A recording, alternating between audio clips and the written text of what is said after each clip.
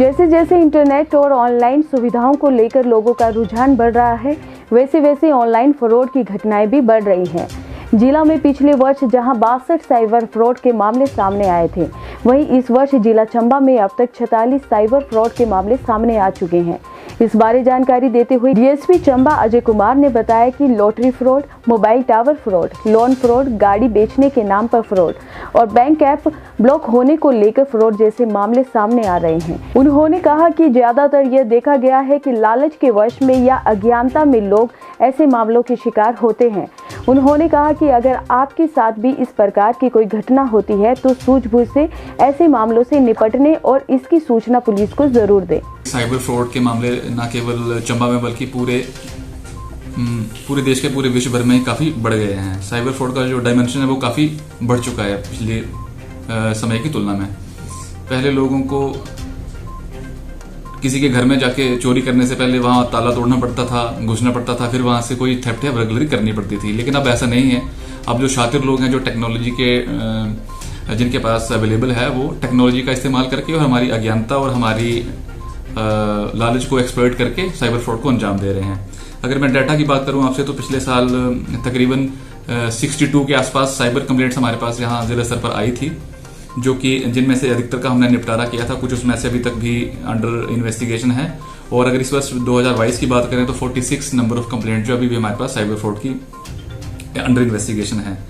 अधिकतर मैं आपको बताना चाहूंगा कि जो अधिकतर कंप्लेंट्स आती हैं साइबर फ्रॉड की, तो बेसिकली जैसे लॉटरी फ्रॉड हो गया। लॉटरी फ्रॉड मतलब लोगों को ये लालच दिया जाता है कि आपके नाम पे कोई लॉटरी निकली है, और लॉटरी निकली है उसके बाद वो आपसे प्रोसेसिंग फीस के नाम पे कुछ पैसे मांगते हैं विक्टिम से कि आप इतने पैसे जमा कराइए, आपकी प्रोसेसिंग में इतना खर्चा आना है। और इस तरह से वो धीरे धीरे करके क्रमवार आपसे प्रोसेसिंग फीस के नाम पे जो है पैसे लेते रहते हैं और अल्टीमेटली आपको कोई पैसा लॉटरी का नहीं मिलता है। तो इसमें बेसिकली वो हमारी ग्रीड को एक्सप्लॉइट करते हैं। इसके अलावा जियो टावर लगाने के नाम पर या किसी दूसरे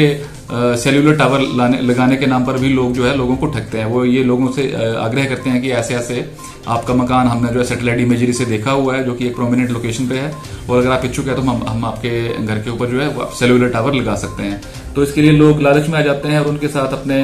बैंक डिटेल वगैरह शेयर कर देते हैं, और फिर वो कहते हैं कि पहले हमें इतना पैसा एडवांस दीजिए। पहले कुछ हजारों में मांग की जाती है, किसी स्तर पर वो मांग लाखों में भी की जाती है। तो लालच के वश में आकर लोग इस तरह का भी पैसा उनके अकाउंट्स में जमा करा देते हैं, बदले में उनको कोई टावर नहीं मिलता है। इसके अतिरिक्त योनो ऐप फ्रॉड भी होते हैं, जिसमें कि कस्टमर से ये कहा जाता है कि आपका जो योनो अकाउंट है वो बंद होने वाला है, और अगर आप उसको चालू रखना चाहते हैं या बंद हो चुके अकाउंट को दोबारा से एक्टिवेट करना चाहते हैं, तो वो आपसे एक फोन के माध्यम से आपको सस्पिशियस लिंक भेजते हैं कि आप इस माध्यम से इस लिंक को ओपन कीजिए, और लिंक ओपन होने के बाद आपको जो ओटीपी आएगा वो ओटीपी हमारे साथ शेयर कीजिए। तो बेसिकली जो ओटीपी आपको आता है वो इंटरनेट बैंकिंग को एक्टिवेट करने का होता है आपके अकाउंट नंबर के अगेंस्ट। आप जैसे ही वो ओटीपी, इस विश्वास में रहते हुए कि उस ओटीपी से आपका योनो का जो अकाउंट है वो चल पड़ेगा, बंद हुआ अकाउंट, वो बेसिकली आपका अकाउंट नहीं चलता, बल्कि उससे आपकी इंटरनेट बैंकिंग एक्टिवेट हो जाती है, और वो इंटरनेट बैंकिंग कहीं दूर पे बैठा हुआ फ्रॉडस्टर अपने लेवल पे उसको एक्टिवेट कर रहा होता है। और फिर वो जैसे ओटीपी आपका उसके हाथ आता है इंटरनेट बैंकिंग के एक्टिवेट होने का, फिर वो उस ओटीपी बेस के आधार पे अपने आपके अकाउंट से जितना भी पैसा होता है वो उसको वर्चुअल कस्टमर बन के विड्रॉ कर लेता है या उसको इधर उधर कर देता है। इसके अतिरिक्त कई तरह के लोन फ्रॉड भी आते हैं कि आपके नाम पे हम आपको लोन के ऑफर करते हैं। पर बेसिकली होता है इसमें यही है कि आपको ऑफर दिए जाते हैं कि आपको हम लोन दिलवा देंगे, सस्ता लोन दिलवा देंगे, और बदले में आप सिर्फ इतनी फीस प्रोसेसिंग फी के नाम पे, इतने पैसे प्रोसेसिंग फीस के नाम पे दे दीजिए। इस तरह से जो विक्टिम होता है, कस्टमर होता है एक्चुअली, वो ये इस विश्वास में आकर कि शायद वाकई में मुझे कोई लोन, अच्छा लोन मिलने वाला है, कम ब्याज पे मिलने वाला है, वो अपने अकाउंट डिटेल भी शेयर करता है और पैसे भी धीरे धीरे जमा कराता रहता है प्रोसेसिंग फीस के नाम पे, पर बदले में उसको कोई लोन मिलता नहीं है, और वो प्रोसेसिंग फीस के तौर पर काफी ज्यादा पैसा उनको दे देता है। OLX फ्रॉड के नाम पर भी हमारे साथ कई बार जो फ्रॉडस्टर होते हैं वो हमसे पैसे ऐंठने की कोशिश करते हैं। ये फ्रॉड इस प्रकार से, बेसिकली ये जो फ्रॉड है OLX का फ्रॉड, वो राजस्थान के कुछ एक जिले हैं, वहां से ये फ्रॉडस्टर बैठकर इन तरह के फ्रॉड्स को अंजाम देते हैं। उसमें कहा यह जाता है कि कोई भी, जैसे आप किसी OLX ऐप के ऊपर किसी व्यक्ति के द्वारा डाली गई कोई एडवर्टाइजमेंट की किसी ने कोई गाड़ी बेचनी है या 2 व्हीलर बेचना है या 4 व्हीलर बेचना है, उसके नाम पर ये कहते हैं आपको कि अपने साथ में ये अपने आइडेंटिटी कार्ड, जैसे कोई अपने आप को ये प्रदर्शित करेगा कि मैं एक्स आर्मी हूं या मैं एक्स नेवी हूं या मेरी इस जगह से फलानी जगह ट्रांसफर हो गई है। जैसे कोई कहेगा मान लीजिए आपको कि मेरी मणिपुर से ट्रांसफर हो गई है और मैं ट्रांसफर होकर कहीं अब श्रीनगर में जा रहा हूं पोस्टिंग और अपनी गाड़ी को अपने साथ नहीं ले जा सकता, तो मैंने एक अच्छी कंडीशन की गाड़ी जो है कि बेचनी है, तो जो भी उसे खरीदना चाहे वो खरीद सकता है। तो इस प्रकार से वो कहते हैं कि अब मेरी गाड़ी आपसे, जो विक्टिम होता है उसे ये कहा जाता है कि आपकी गाड़ी मणिपुर से चल पड़ी है, अब ये चंडीगढ़ पहुंच गई है, अब चंडीगढ़ में किसी टोल को क्रॉस करना है तो इतने पैसे ट्रांसफर कीजिए, अब ये वाली प्रोसेसिंग फीस आपकी लगेगी, अब गाड़ी यहां पहुंच गई है तो इस फलाने टोल टैक्स पे इतने पैसे मांगे जा रहे हैं, टैक्स के पैसे मांगे जा रहे हैं, वो जमा करने पड़ेंगे। तो बेसिकली ये सारी ट्रांजेक्शन आपसे टोल टैक्स या फिर किसी दूसरे टैक्स के भुगतान के नाम पर ली जाती है। और अल्टीमेटली फिर आप ये देखते हैं कि गाड़ी तो जिस लोकेशन पे आपने मांगी थी वहां तो पहुंची नहीं, बदले में आप कितने ही समय पर उसको कितने पैसे दे चुके।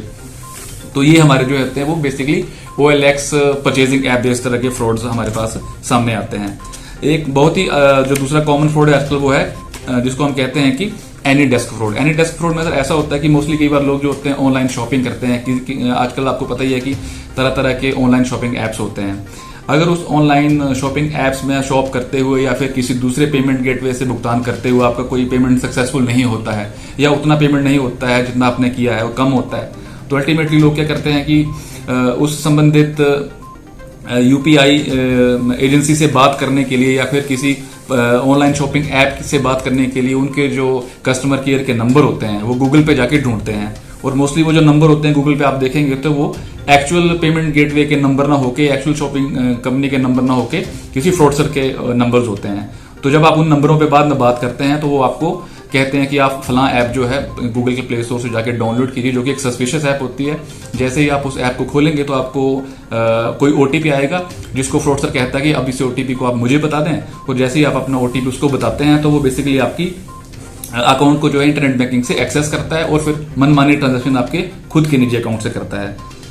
इस तरह का फ्रॉड जो है ये आजकल बहुत कॉमन है, जिसको हम एनी डेस्क फ्रॉड कहते हैं। बेसिकली आपका जो अकाउंट का एक्सेस होता है वो आपका OTP आपसे जानकर दूर बैठा फ्रॉडस्टर ले लेता है। इसके अतिरिक्त कई तरह के फूड फ्रॉड भी सामने आते हैं, पेट्रोल पंप पे भी फ्रॉड सामने आते हैं। जैसे पेट्रोल पंप के मालिक को ये बोला जाता है कि हमारी जो गाड़ियों का कोई कॉन्वॉय है पूरा, या आर्मी के जो ट्रक हैं, हमारी इस तरह से एक यूनिट जो है दूसरी जगह जा रही है और आपको हमारी गाड़ी भी कहीं दूर पहुंची है और आपको हम एडवांस में पैसा दे देते हैं, और जब हमारी गाड़ी आपके पास आएगी तो उसमें आप जितना हम आपको एडवांस पेमेंट दे रहे हैं उतना उसमें फ्यूल भर दीजिए। तो उसके लिए क्या कहते हैं कि वो आपसे आपके अकाउंट नंबर जिसमें उन्होंने पैसा ट्रांसफर करना है, बेसिकली जो उन्होंने फ्रॉड करना होता है उसके लिए आपके वो अकाउंट डिटेल्स मांगते हैं, कार्ड डिटेल्स बेसिकली मांगते हैं। तो जैसे ही कार्ड डिटेल आप उनको देते हैं तो वो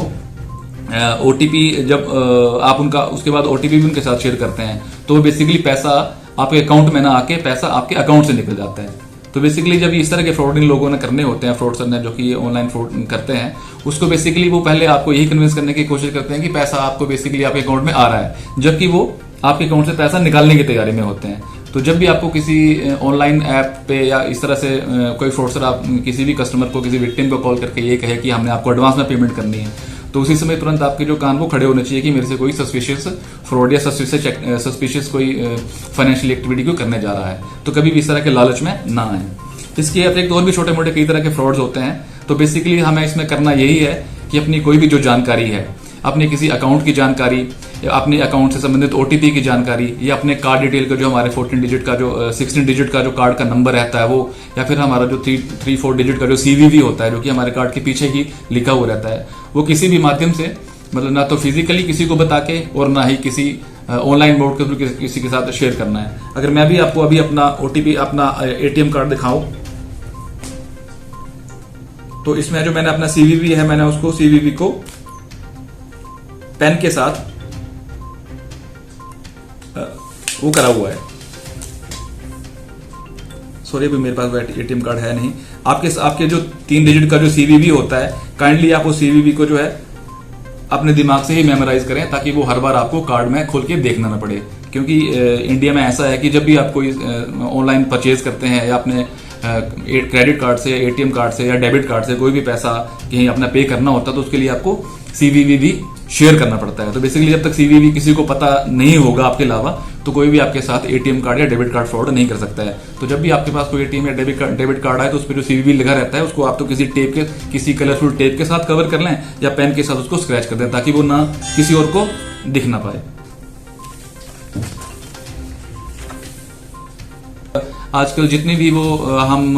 ऑनलाइन पेमेंट्स करते हैं बेसिकली सारी यूपीआई बेस्ड पेमेंट होती हैं और ये यूपीआई जो है एक इंसान का यूनिक रहता है, चाहे वो गूगल पे से पे कर रहा है या फिर किसी दूसरे पेमेंट गेटवे से पे कर रहा है। यूपीआई एक यूनिक होता है, एक अकाउंट के लिए एक ही यूपीआई होता है। कभी भी अपना जो यूपीआई आईडी है या फिर जो यूपीआई पिन होता है किसी के साथ शेयर ना करें। ये आपकी निजी जानकारी है। बैंक की तरफ से भी आपको नियमित तौर पर एसएमएस के माध्यम से या कॉल के माध्यम से लगातार आपको बताया जाता है अपना किसी भी तरह का जो अकाउंट डिटेल है या फिर जो यूपीआई आईडी है या यूपीआई पिन है वो किसी के साथ भी शेयर ना करें, नहीं तो आप भी किसी भी तरह के साइबर फ्रॉड में फंस सकते हैं।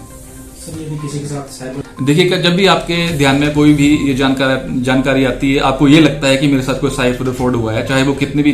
कम रकम का हो या ज्यादा रकम का हो, तुरंत जो है अपना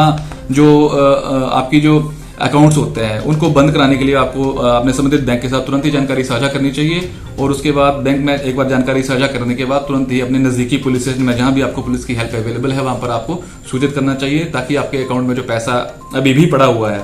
वो सिक्योर हो सके। और कुछ निश्चित समय सीमा में बैंक्स के भी ये नियम है कि आप अपने साथ हुआ कोई साइबर फ्रॉड निश्चित समय सीमा में बैंक को नोटिफाई कर देते हैं, तो आपका अकाउंट का पैसा जो आपका फ्रॉड के तरीके से काटा गया वो दोबारा भी आपको वापस मिल जाता है।